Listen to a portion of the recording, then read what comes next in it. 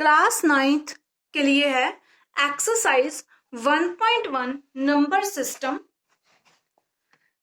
Number system में हमारे पास जो टॉपिक है वो है रैशनल नंबर से रिलेटेड। सो हमें पहले नॉलेज होना चाहिए कि एक्चुअल में रैशनल नंबर क्या होता है। रैशनल नंबर वो वाले नंबर्स होते हैं जिनको हम पी अपॉन क्यू की फॉर्म में एक्सप्रेस कर सकते हैं। For example P upon Q की फॉर्म में एक्सप्रेस कर सकते हैं और क्यू जो हो वो जीरो ना हो, ऐसे नंबर को हम रैशनल नंबर कहते हैं। जैसे कि 1/2, 3/4, 5/6, 8/9, इस तरह के ये जो नंबर्स हैं ये सारे के सारे रैशनल नंबर्स हैं, क्योंकि इन नंबर्स को हमने पी अपॉन क्यू की फॉर्म में लिख दिया है और जहां पे क्यू हमारा जीरो भी नहीं आ रहा है, जो डिनोमिनेटर है वो जीरो नहीं आ रहा है। क्लियर? जैसे कि हमारे पास मान लो जीरो दी हुई है, क्वेश्चन रिलेटेड है इसके कि जीरो है, तो जीरो को हम 0.2 अगर लिख देते हैं या 0.5 लिख देते हैं तो ये भी हमारे पास एक रैशनल नंबर बन जाता है। हम जीरो को इस तरह से लिख सकते हैं। सो जीरो भी एक रैशनल नंबर बन जाता है। हमारा फर्स्ट क्वेश्चन इससे ही रिलेटेड है कि जीरो जो है क्या वो रैशनल नंबर है या नहीं है। तो ये हमारा फर्स्ट क्वेश्चन है एक्सरसाइज 1.1 का। Is zero a rational number? Can you right it in the form of P upon Q? क्या आप जीरो को पी अपॉन क्यू की फॉर्म में लिख सकते हैं, जहां पे पी एंड क्यू जो है वो एक इंटीजर्स हैं और क्यू जीरो के इक्वल नहीं है। अगर पी और क्यू हमारे इंटीजर्स है तो फर्स्ट ऑफ ऑल आप लोगों को पता होना चाहिए कि इंटीजर्स क्या होते हैं। जो नंबर्स जैसे 0, 1, 2, 3 सो ऑन इस तरफ को, और इस तरफ को -1, -2, -3 सो ऑन, जितने भी नेगेटिव नंबर्स हैं ये सारे के सारे इंटीजर्स कहलाते हैं। मतलब नेगेटिव नंबर, पॉजिटिव नंबर और जीरो ये सारे मिलके जो हैं वो इंटीजर्स बनाते हैं। इनको हम नेगेटिव इंटीजर्स कहते हैं, इसको पॉजिटिव इंटीजर्स कहते हैं। क्लियर? तो यहाँ पे हमारा जो पी क्यू है वो कोई इंटीजर होना चाहिए। ओके, तो अब हमारा क्वेश्चन है कि क्या हम जीरो को रैशनल नंबर कह सकते हैं, लिख सकते हैं उनको रैशनल नंबर की फॉर्म में? तो यस, जीरो को अगर हम लिखना चाहें पी अपॉन क्यू की फॉर्म में तो हम 0.1 लिख सकते हैं, 0.2 लिख सकते हैं, 0.3 एंड सो ऑन कुछ भी लिख सकते हैं। इसके अलावा हम जीरो को 0.-1 लिख दें, 0.-2 लिख सकते हैं।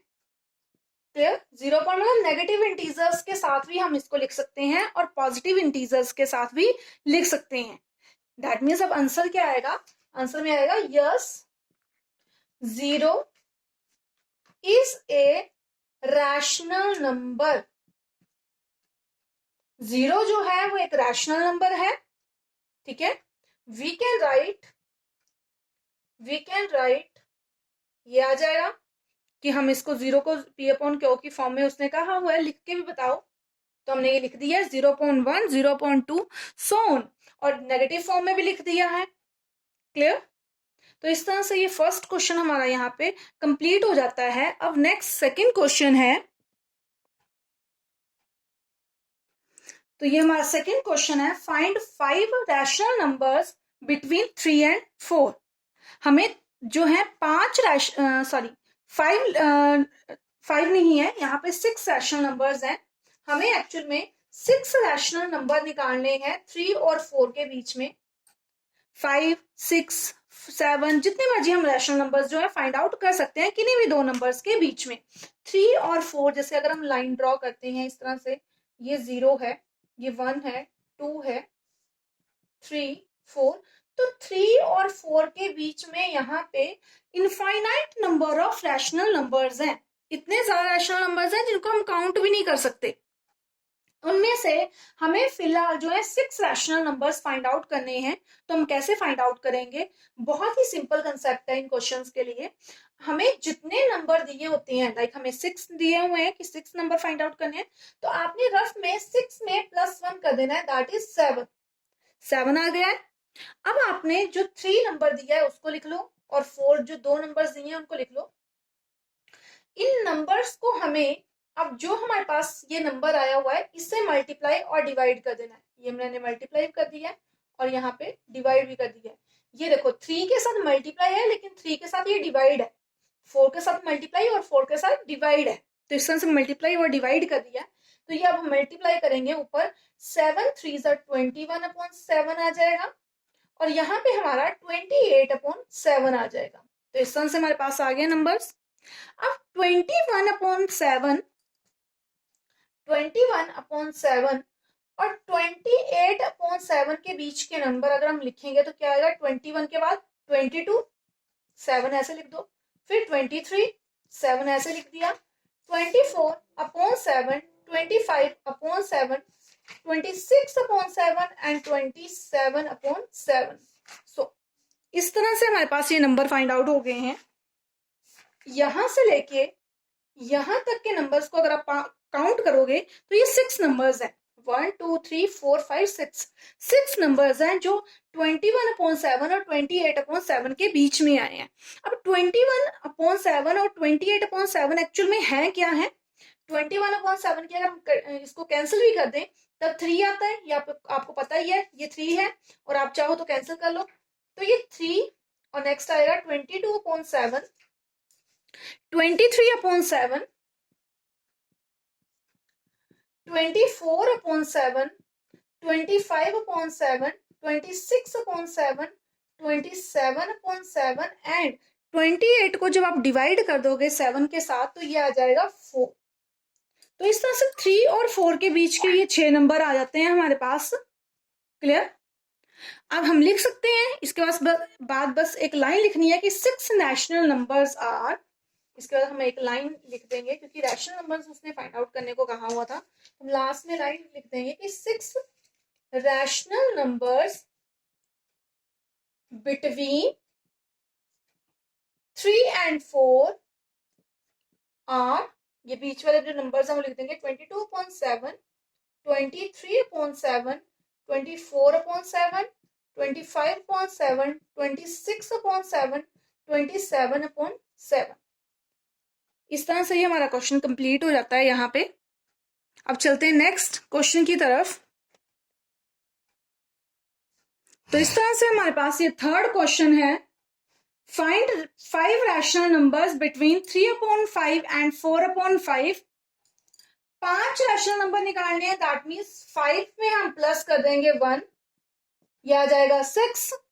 अब जो नंबर्स दिए हुए हैं हमें उनको हम एक बार फिर लिख देंगे, ये हमारे पास आ जाएगा 3/5 और 4/5। अगेन वही मेथड यूज करेंगे, 3/5 और 4/5 को हम मल्टीप्लाई कर देंगे, हमारे पास जो नंबर आया है प्लस करके 6 से, दोनों को मल्टीप्लाई और डिवाइड कर दिया और इस तरह से हमारा जो मतलब मल्टीप्लाई करने के बाद बन जाएगा 18/30 एंड 24/30। मल्टीप्लाई करके इतना आ गया।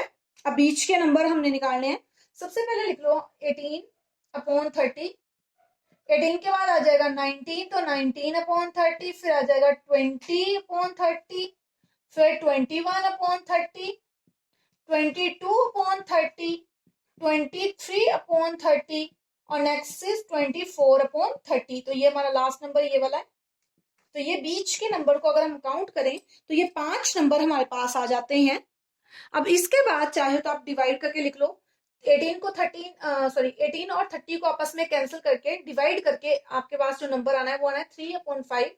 कॉमन टेबल से जब आप डिवाइड करोगे 6 के टेबल से दोनों कैंसिल होंगे। बाकी नंबर्स जो हमें दिए हैं उनको एज इट इज लिख देंगे, 19/30, 20/30। बाकियों को आपने कैंसिल करने की कोशिश नहीं करनी है, आपने ट्राई नहीं करना है उनको कैंसिल करने का, उनको एज इट इज ही आपने लिख देना है। 20/30, 22/30, 23/30 एंड लास्ट इज 4/5।